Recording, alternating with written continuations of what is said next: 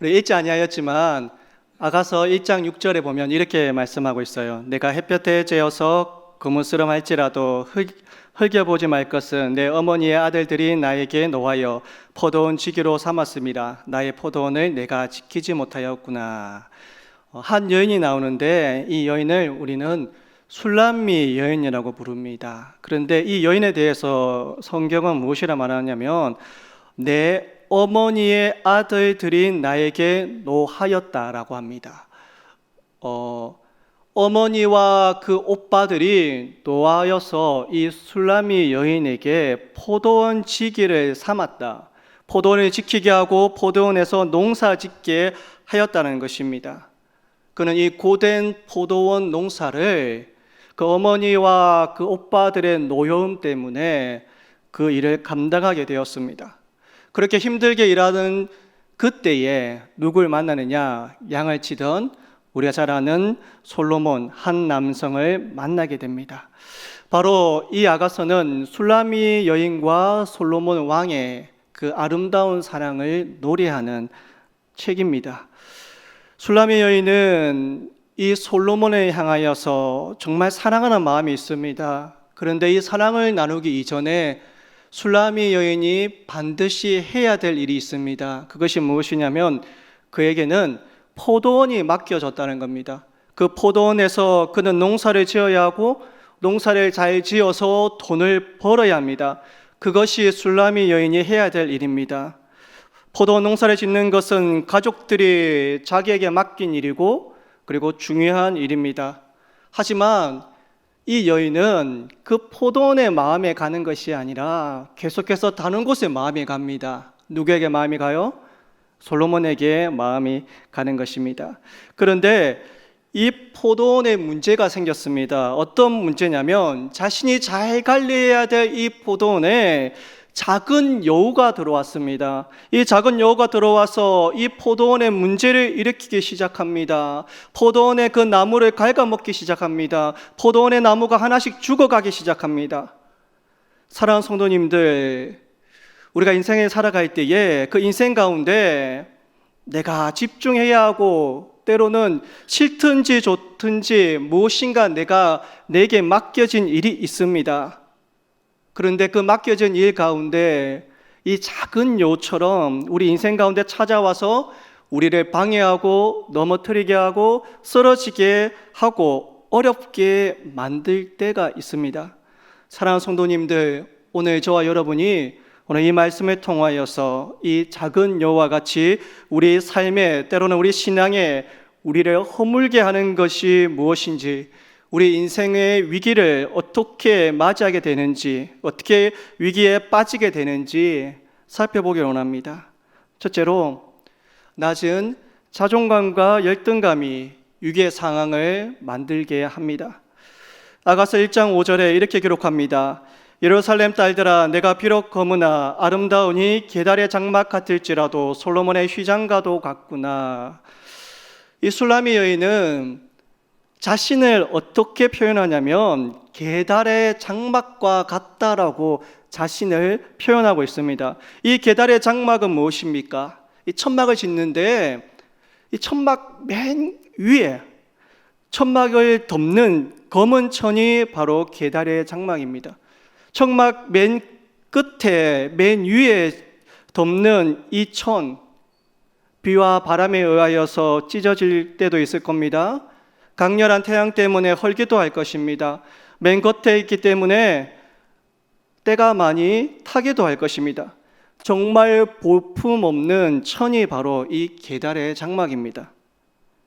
이 여인은 자신을 게달의 장막이라고 비유하고 있습니다.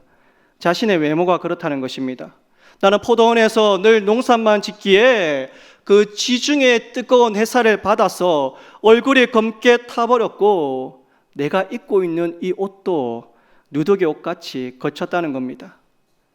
우리가 이 여인을 술람미 여인이라고 부릅니다. 사실 이 술람미도 이름이 아니에요. 그 지역의 이름이라는 거예요.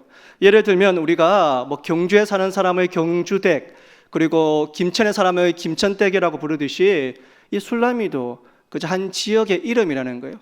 우리가 술람미 여인이라고 부르는 것은 이 여인의 이름조차도 모릅니다. 가문도 모르고 족보도 모르고 이 여인에 대해서 알 수 있는 것이 별로 없습니다. 그러한 여인입니다. 그리고 6절에 이렇게 기록하고 있습니다. 1장 6절에 내가 햇볕 대체여서 그무스름할지라도 흘겨보지 말 것은 내 어머니의 알들이 나에게 놓아여 포도원 지기로 삼았음이라. 나의 포도원을 내가 지키지 못하였구나. 내가 이렇게 생긴 거에 대해서, 내가 이런 외모를 가진 거에 대해서 너희들은 비웃지 말라는 것입니다. 왜? 이것은 전부 내 탓이 아니라는 것입니다. 내 부모에 의하여서, 내 오빠들에 의하여서 이렇게 나는 포도원에 몰려갔다는 겁니다. 부모와 오빠들이 나를 싫어해서 나를 포도원으로 내몰았으니 내가 이렇게 된 것은 내 탓이 아니라 부모와 내 형제 탓이라는 겁니다. 나는 왜 이런 부모를 만났을까? 나는 왜 이렇게 생겼을까? 나는 왜 이렇게 살아야만 할까? 술라미 여인은 지금 자신의 상황을, 가정에 대한, 부모에 대한, 때로는 자신의 능력에 대한 탓을 돌리며 열등감에 사로잡혀 있습니다. 이 자그마한 열등감, 낮은 자존감이 그로 하여금 솔로몬 왕 앞에 서지 못하도록 합니다. 두렵게 하고 있습니다. 또한 세상 사람들이 자신을 향하여 비방하고 비웃는 소리가 들리는 것 같습니다. 너까짓 게 뭔데 그 솔로몬 왕 앞에 서려고 하느냐, 비웃는 것 같습니다. 그녀는 마음속으로부터 이 낮아진 자존감과 열등감으로 인해 사랑의 위기가 찾아왔습니다. 때로는 열등감에 빠지고 자기를 초라하게 생각하고 눈에 띌 게 하나 없는 자기를 비하하고 있는 우리의 모습과 너무나도 흡사하기도 합니다. 이러한 마음은 작은 여우와 같아서 포도원을 허물게 됩니다. 술라미 여인은 새카맣고 보잘것없는 시골 처녀였습니다. 백항목궁에 사는 솔로몬과는 전혀 어울리지 않는 사람입니다. 그러나 솔로몬 왕은 이 여인에게 이렇게 고백합니다. 아가서 1장 14절에 나의 사랑하는 자는 내게 엔게디 포도원의 고메라 송이로구나. 이 고메라가 무엇입니까? 고급 화장품에 사용하는 향기로운 꽃입니다. 너는 아주 향기로운 꽃이다라고 말하고 있습니다. 아가서 2장 2절에 여자들 중에 내 사랑하는 가시나무 가운데 백합화 같도다. 술라미 여인은 자신을 향하여서 나는 아주 거무스름하고 나는 못났다라고 하는데 솔로몬은 그 여인을 향하여서 너는 백합화 같구나라고 고백합니다. 아가서 1장 15절에 내 사랑아 너는 어여쁘고 어여쁘다. 내 눈이 비둘기 같구나. 아가서 4장 7절에 나의 사랑 너는 어여쁘고 아무 험이 없구나. 이 술라미 여인은 낮은 자존감과 열등감에 시달려 살지만 솔로몬은 너는 너무나도 아름답고 너는 백합화 같고 비둘기 같고 아무 흠이 없다라고 고백하고 있습니다. 솔로몬은 이 보잘것없는 시골 처녀라고 할지라도 이 세상에서 가장 아름다운 여인으로 바라보고 있습니다. 누가복음 15장에 예수님께서 탕자 비유를 말씀하십니다. 어느 집에 두 아들이 있습니다. 작은 아들이 아버지에게 자신의 유산을 밀리 달라고 합니다. 그리고 그 유산을 받아서 먼 나라로 떠납니다. 그는 허랑방탕한 생활을 하면서 재산을 다 탕진하고 거지가 되었습니다. 그래야 그는 돼지가 치는 그 우리에 들어가서 돼지가 먹는 그 열매를 먹으며 목숨을 겨우 부지하며 살아갑니다. 그때 그가 이렇게 말합니다. 우리 아버지 집에는 양식이 많은데 우리 아버지 집에는 일꾼들이 얼마나 많은가. 나는 여기서 줄여 죽는구나. 아버지 집에 가고 싶지만 그럴 수가 없다. 이 모습 본다면 아버지 앞에 도저히 설 자신이 없다. 그런데 그는 결심합니다. 일어나서 내가 아버지한테 가야지. 내가 아버지한테 가서 나의 죄를 모두 다 구하고 나는 이제 아버지의 아들이 아니라 품꾼으로 사용하여 달라고 해야겠다. 그래 아버지께 달려갑니다. 그런데 놀랍게도 아버지는 아직도 거리가 먼데 아버지는 그 작은 아들을 보고 측은히 여겨 달려가 목을 안고 입을 맞추었습니다. 우리 하나님이 이렇습니다. 하나님께서는 결코 아름답지 못한 우리를, 죄악에 더럽혀진 얼룩진 우리를 이 세상에서 가장 아름답다라고 말씀합니다. 사랑하는 성도님들, 우리가 가지고 있는 낮은 자존감과 열등감은 우리 인생을 허물게 하고 위기에 빠지게 합니다. 하지만 하나님은 우리를 있는 그대로 바라보시면서 사랑하고 있는 줄 믿습니다. 둘째로, 안일할 때에 위기가 찾아옵니다. 우리의 삶이 안일할 때에 위기가 찾아오는 것입니다. 아가서 2장 13절에 이렇게 고백합니다. 무화과 나무에는 푸른 열매가 익었고 포도나무는 꽃을 피워 향기를 토하는구나. 나의 사랑, 나의 어여쁜 자여, 일어나서 함께 가자. 무화과 나무는 푸른 열매를 맺었습니다. 포도나무는 꽃을 피워 향기를 내고 아름답게 피었습니다. 너무나도 풍요롭고 아름다운 모습이지 않습니까? 우리 인생 가운데서도 아마 이렇게 꽃이 피는 시절이 있을 것입니다. 그런데 이렇게 아름다운 꽃이 피는 이 시절 계속해서 지속되면 얼마나 좋겠습니까? 그런데 그때 작은 여우가 포도원을 찾아왔습니다. 실제로 이 팔레스타인 지역에는 포도원이 많았습니다. 포도나무가 꽃을 피우고 아주 중요한 시기가 되면 작은 여우가 찾아와서 포도나무 뿌리를 갉아 먹어서 피해가 극심합니다. 이 여우에는 어느 정도 크기냐면 한 40cm 정도 되는 크기입니다. 무시해버릴 수도 없고, 또한 이 작은 것이 들어오면 포도원을 망치는 가장 위험한 양생동물입니다. 사사기 15장에 보시면 삼손이 여우 300마리를 잡아서 그 꼬리에 불을 붙여서 블레셋의 고식 그 밭에 불을 붙입니다. 그때 포도원과 감람나무를 다 살라버립니다. 이처럼 꽃을 피우고 열매를 기다리는 그 포도원에 이 자그마한 여우 때문에 어려움과 위기가 찾아오는 것입니다. 사랑하는 성도님들, 이처럼 우리도 우리 인생 가운데 가장 꽃을 피우고 열매 맺기를 기다리는 그 순간, 그때에 주의해야 합니다.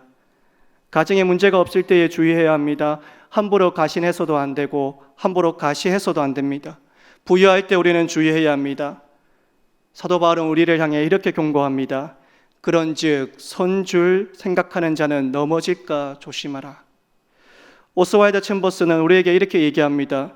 성경 안의 인물들은 약할 때 넘어지는 것이 아니라 강할 때 넘어진다. 경솔하게 사용되는 힘은 이중의 약점이다. 성경 안에 있는 인물들은 약할 때 넘어지는 것이 아니라 강할 때 넘어진다라고 우리에게 경고하고 있습니다. 우리가 잘 아는 모세는 언제 넘어졌습니까? 그가 들고 있던 그 지팡이로 10가지 재앙을 내리고 그 지팡이로 홍해를 가르고 강리에서 기적을 일으킬 그 가장 강할 때에 모세는 넘어졌습니다. 다윗은 언제 넘어졌습니까? 그가 가장 정상에 올라섰을 때였습니다. 그때 그는 잠시 방심했습니다. 그로 인하여서 그는 지불한 대가가 너무나도 컸습니다.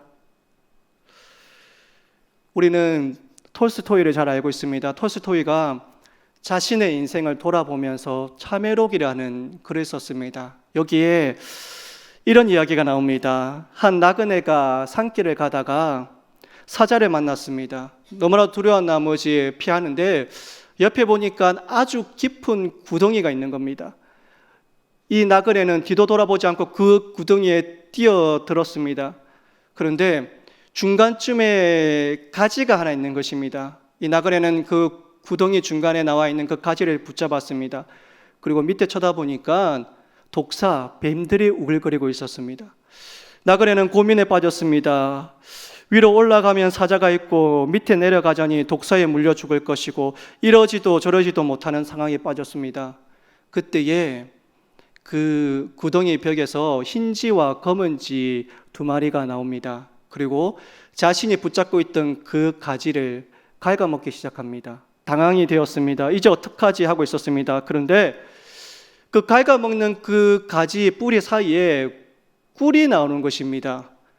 꿀이 한 방울 한 방울 떨어지는 겁니다. 그래서 그 나그네는 자신도 모르게 손가락으로 그 꿀을 찍어서 입에 넣습니다.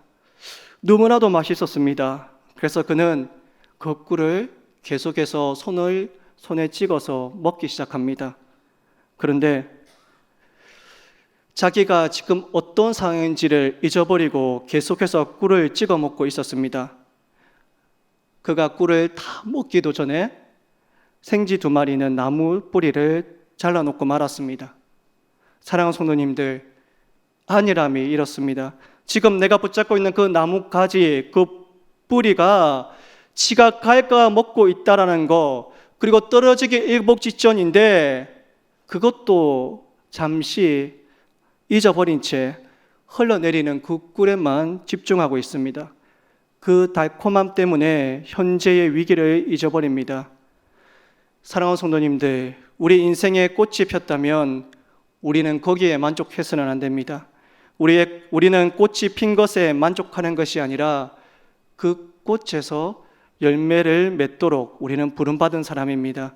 꽃이 피었을 때에 포도원이 흘리면 열매는 맺지 못합니다. 열매를 맺기까지 우리는 방심해서는 안 됩니다. 늘 깨어 있어야 합니다. 하나님께서는 우리에게 꽃을 피우고 열매를 맺으라고 말씀하고 있습니다. 세 번째로, 작은 것이 위기를 초래합니다. 포도원을 허는 것은 큰 여우가 아니라 오늘 본문에 작은 여우라고 말씀하고 있습니다. 아가서 5장에 보면은 술라미 여인, 이 여인이 잠이 들었습니다. 그런데 잠결에 솔로몬이 찾아와서 문을 두드리는 소리를 듣습니다.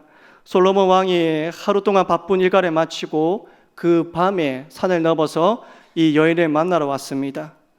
그런데 이 여인은 일어나지 않습니다. 그리고 이렇게 이야기합니다. 내가 옷을 벗었으니, 그리고 어찌 다시 입겠으며 내가 발을 씻었으니 어찌 다시 더럽히랴. 그런데 문틈으로 솔로몬의 손이 보입니다. 그래서 술라미는 마음을 돌이켜 일어나 문을 열어줍니다. 하지만 문 밖에는 아무도 없습니다. 아가서 5장 6절에 이렇게 기록합니다. 내가 내 사랑하는 자를 위하여 문을 열었으나 그는 벌써 물러갔네. 그가 말할 때에 내 혼이 나갔구나. 내가 그를 찾아도 못 만났고 불러도 응답이 없었노라. 이 여인은 기회를 놓친 것입니다. 그 밤에 찾아온 그 술라미를 내가 다시 옷을 입어야 되고 내가 씻었는데 어떻게 다시 나가겠는가 고민하는 찰나에 솔로몬은 떠났다는 것입니다. 한순간의 피곤함과 게으름으로 인하여서 이 여인은 솔로몬을 만날 수 있는 그 기회를 놓쳤습니다. 얼마나 안타까운 일입니까? 사랑하는 성도님들, 우리도 신앙생활을 하다 보면 이러한 일이 허다합니다. 이러한 허다한 일로 말미암아 하나님을 놓칩니다. 때로는 피곤해서, 때로는 바빠서, 때로는 게을러서 우리는 늘 이렇게 다짐합니다. 오늘부터 성경 읽어야지. 오늘부터 기도 열심히 해야지. 오늘부터 전도해야지. 그런데 우리는 뜻대로 되지 않습니다. 이 핑계 저 핑계 대면서 오늘 왠지 성경 읽을 기분이 아니네. 오늘은 작정하고 내가 기도하려고 하는데 전화가 울립니다. 그리고 텔레비에 소리가 들립니다. 그리고 잠시 눈을 감았다가 다른 것에 집중하는 우리를 보게 됩니다. 그런데 이러한 자그마한 일 하나가 하나님과 나의 관계를, 우리의 관계를 멀게 하는 것입니다. 해마다 4, 5월이 되면 사막 마라톤이 열립니다. 이 사막 마라톤은 7일간 동안 열리는데 총 6개의 구간이 있습니다. 길이는 250km입니다. 이 6개의 구간을 달릴 때에 그 총 시간에 합해서 가장 짧은 시간을 기록한 사람에게 우승을 선물로 줍니다. 이 사막을 달릴 때에 몇 가지 필수품이 필요합니다. 그 중에 가장 중요한 것이 무엇이냐면 바로 물입니다. 그래서 이 물만큼은 꼭 손에 지니고 몸에 지니고 다닙니다. 그런데 간혹 이 사막 마라톤에서 탈진 증상으로 쓰러지거나 죽는 사람들이 생깁니다. 그들은 물을 분명히 들고 다닙니다. 가지고 다닙니다. 그런데 왜 탈진 증상이 와서 죽음에 이르게 될까요? 알고 보니까 이 사막을 달릴 때에 이 물을 마실 때에 내가 목에 타서 갈증이 느껴져서 마시면 늦었다고 합니다. 정해진 시간에 목이 마르지 않더라도 일정량의 물을 마셔야 한답니다. 그렇지 않고 내가 달리다가 목마르다 생각해서 물을 마시면 그때는 늦었다는 겁니다. 벌써 탈진 정상에 와서 늦었다는 겁니다. 우리의 신앙도 이와 같습니다. 사막 마라톤에서 가장 기본이 되는 정한 시간에 물을 마시며 달리는 것을 잊어버리고 그저 달리기에만 집중한 나머지 물 마신 것을 잊어버리면 탈진 증상에 와서 죽음을 맞이하게 되는 것입니다. 우리도 가장 기본이 되는 그 자그마한 것 같은 그 일조차도 하지 않는다면 우리는 영적 탈진이 온다는 것입니다. 가장 기본이 되는 말씀과 기도를 꾸준히 해야 되는 것입니다. 이것은 신앙생활에 있어서 가장 기본적이며 작은 부분일 수 있습니다. 하지만 이 작은 부분이 이루어지지 아니하면 우리의 신앙은 점점 죽어가게 되어져 있습니다. 1889년에 미국 펜실베니아에서 댐이 무너지는 사고가 있었습니다. 그 댐이 무너짐으로 말미암아 2,000명이 넘는 사람이 죽음을 당하였습니다. 그런데 이 댐이 무너지기 전에 많은 전문가들이 이 댐에 작은 금이 가는 것을 봤습니다. 그리고 붕괴 위험이 있을 것을 경고하였습니다. 하지만 사람들은 이 거대한 댐이 설마 무너질까 하면서 그들은 무시했습니다. 그런데 그 댐은 결국 무너지고 말았습니다. 왜 이 댐이 무너졌을까? 이 댐을 무너뜨린 범인은 무엇일까? 그것은 자그마한 생쥐 한 마리였습니다. 그 지가 파놓은 구멍이 검을 가게 만들었습니다. 그리고 거대한 댐은 무너져 내렸습니다. 사랑하는 성도님들, 우리의 삶 속에서 무시해버릴 만큼 작은 일들을 소홀히 여기지 말아야 합니다. 작은 것이 소홀해지면 그 작은 것이 나중에는 우리에게 큰 어려움을 가져다 주게 되어져 있습니다. 비록 작은 것이라 할지라도 그 작은 것을 최선을 다하여서 이뤄나가는 성도 여러분들 되시길 바랍니다. 말씀을 맺겠습니다. 우리가 가지고 있는 때로는 낮은 자존감과 열등감, 그리고 안일한 삶, 그리고 작은 것을 간과할 때에 우리 인생에는 위기가 찾아오게 됩니다. 하나님의 사랑 안에서 늘 깨어 사시기를 축복드립니다. 우리 인생의 포도원을 잘 가꾸시기를 주님의 이름으로 축복드립니다.